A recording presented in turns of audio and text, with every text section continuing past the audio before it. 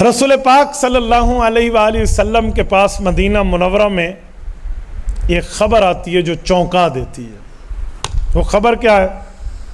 آپ جانتے ہیں کہ جہاں کا پانی بندے کو میسر ہو اور اچھا لگے، موافق لگے، لوگ وہاں رہائش اختیار کرنا باعث سعادت سمجھتے ہیں۔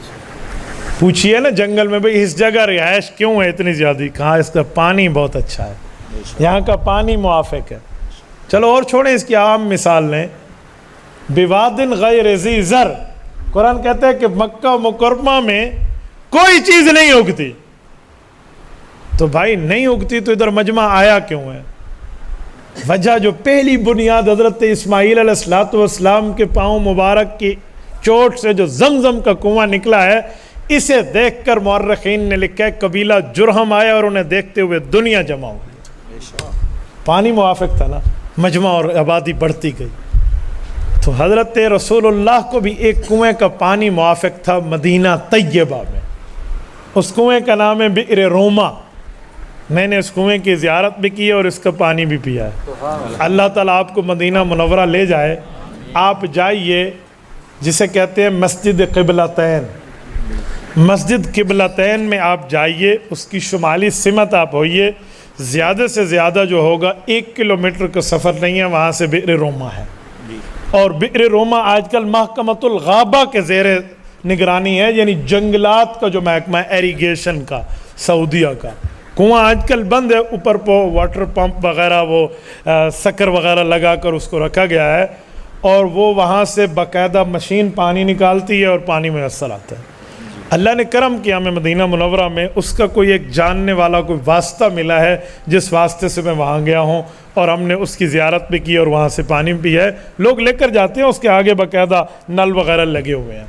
یہ بئر روما کا کنواں بہت زبردست کنواں ہے، اور اس پر ایک مزے کی بات آپ کو سناؤں، جو اس پر واٹر پمپ لگا ہے نا، اس باغ کا باقاعدہ وابڈہ ان سے، جو ان کا وابڈہ ہے نا، وہ بل لیتا ہے، جو اس کے اوپر وہ لگے ہوئے نا واٹر پمپ سرکاری طور پہ، اور وہ بل جو ہے نا بجلی کا، وہ حضرت عثمان غنی رضی اللہ کے نام سے رجسٹرڈ ہے آج بھی، وہ اسی ترتیب پہ وہ بل غربا کے لیے جمع ہے، اور وہاں سے پوری ترتیب ہے ان کی۔ یہ وہ کنواں ہے جس کنویں کا پانی اللہ کے رسول کو خوشگوار ہونے کے ناطے بہت پسند تھا، لیکن ملکیت ایک یہودی کی ہے۔ اور جب اس تک یہ خبر پہنچے کہ دنیا پانی لے کر جاتی ہے نا، اس کی زمین میں آتا ہے، اسے نہیں پتا کہ اس کی اتنا ہے کنویں کی اہمیت مسلمانوں کے یہاں بڑھ گئی ہے کہ مسلمانوں کے نبی بھی یہاں سے پانی، جیسے دنیا لے جاتے ہیں وہاں سارے پانی پیتے ہیں۔ تو اس نے اعلان کر دیا جی یہ ہے جی وہ ہے، اب میں پیسوں سے پانی ادھر سے سمجھا۔ تو اللہ کے رسول کو بتایا گیا کہ بئر روما کا معاملہ یہ ہو گیا، آج کل پانی لینے میں مشکلات آ گئی ہیں۔ اس تک یہ بات پتہ چل گیا، آج تک دنیا پیتی تھی، اس کی زمین میں آتا تھا، اسے پتہ ہی نہیں، اب اس کو یہ خبر پتہ چلی تو اس نے ڈرامے کرنا شروع کر دی۔ تو حضور پاک علیہ السلام کی اس بات پر جبرائیل امین آئے ہیں اور آ کر اللہ کے رسول کو یہ خوشخبری دی ہے کہ آپ اعلان کر دیں کہ جو مسلمان اس کنویں کو خرید کے مسلمانوں پر وقف کرے گا، حضور پاک صلی اللہ علیہ وسلم اس کے لیے جنت میں ایک گھر کی ضمانت دیتے ہیں۔ سبحان اللہ۔ اللہ کے رسول نے کھڑے ہو کر اعلان فرما دیا ہے، اور حضرت عثمان غنی، یا رسول اللہ یہ بشارت میرے لیے بھی ہوگی کہ اگر میں جاؤں؟ کہا جی ہاں۔ حضرت عثمان چلے گئے کنواں لینے۔ اس نے دیکھا کہ مدینہ منورہ کا اتنا بڑا بزنس مین آدمی، جس کے ہاں آنے جانے میں اونٹوں کے لدے ہوئے لشکر ہوتے ہیں، یہ کنواں لینے میرے پاس آیا، کوئی وجہ ہوگی۔ اس نے بھاؤ چڑھاؤ کے چکر میں نا اس نے ریٹ بڑھانے شروع کر دی کہ جی میں بیچتا نہیں ہوں، میں یہ نہیں کرتا۔ حضرت عثمان نے اسے کہا یار بات سن، آج تک دنیا یہاں سے پانی پی رہی ہے، تو کہتے یہ وہ، ذرا تو اس کی قیمت لگا، اگر بیچنا پڑے کتنے کا بیچے گا بتا۔ یوں اسے کھلی آفر دی نا، تو اس کے دل میں کوئی پیسوں کے لالچ آ گیا، تو اس نے ایک بات سوچی، اب نفرت بھی ہے مسلمانوں سے، اور ادھر سے پیسوں کی آفر بھی کھلی آ گئی ہے، تو کہنے لگا اچھا ایسا ہے کہ میں آدھا کنواں بیچتا ہوں، آدھا نہیں بیچتا۔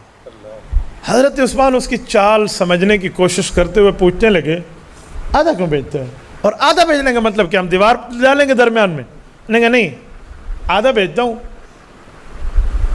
ایک دن میں کماؤں گا، ایک دن تو کمانا۔ اس نے سمجھا یہ اتنے پیسے اسی لیے مجھے دے رہا ہے کہ یہ کمائے گا یہاں سے، یہاں پہ ٹکٹ لگائے بھائی اتنے پیسوں کا ایک ڈول دوں گا اور اتنے پیسوں کا ایک گلاس دوں گا۔ حضرت عثمان غنی پہ جب بات آشکارا ہوئی ہے، کہا اچھا ہاں یار مجھے بھی تو ظاہری بات ہے اب کمانا ہی تو ہے نا۔ انہوں نے کہا آپ نے کمانا ہے اور حضرت عثمان نے بھی تو کمانا ہے نا، لینا بدلہ اللہ سے ہے۔ کہا آدھا بک گیا، کہا جی آدھا بک گیا، کتنے پیسے؟ جی یہ لے۔